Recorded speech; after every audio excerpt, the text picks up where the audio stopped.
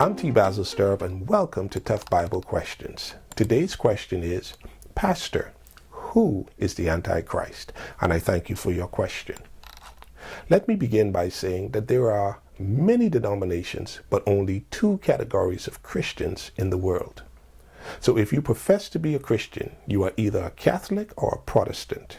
And making this distinction is important because one of the two churches believes that the other is the Antichrist.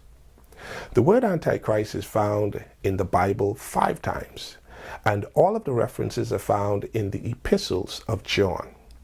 It is recorded 4 times in 1 John and 1 time in the book of 2 John. Anti in this context means to be against or to oppose. I read for you 1 John chapter 2 verse 18. My little children, it is the last hour, and as ye have heard that Antichrist shall come, even now there are many Antichrists, whereby we know that this is the last hour. So let's take a couple of minutes and dig into this. John speaks of many who were Antichrist in his day, but he makes a clear distinction between them and a principal agent who will come in the future. Many years after the death of the apostles, the headquarters of the Christian church was moved from Jerusalem to Rome. And up to this point, there was still one Christian church. However, during the Dark Ages, there was a split. Many Christians acknowledged that the church was no longer following the Bible on many fronts.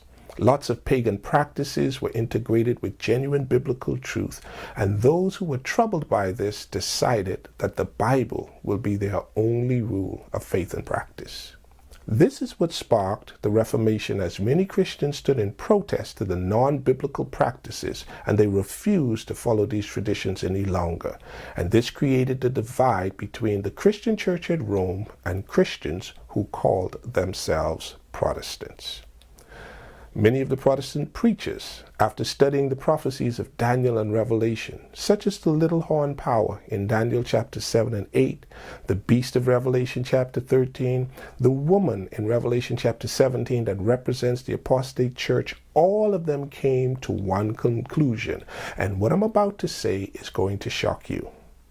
John Wesley, Charles Wesley, John Calvin, John Huss, Charles Spurgeon, and many more, they all agree that the Antichrist is the papacy. And I know this is shocking and may sound like hate speech, but it is a historical fact.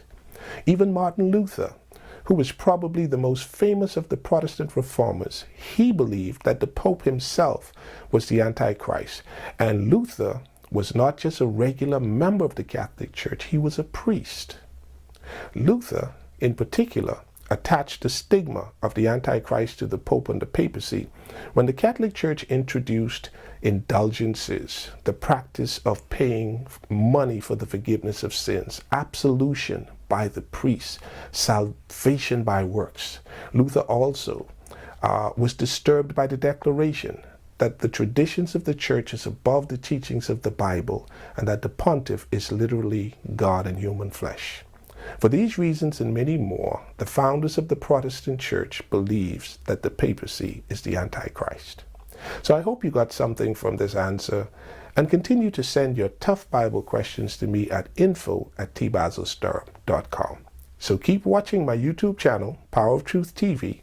Very soon, we will have a more in-depth study on this subject. And remember to join me every Monday night at 7 p.m. Eastern Standard Time for our special Bible study. Thanks for watching.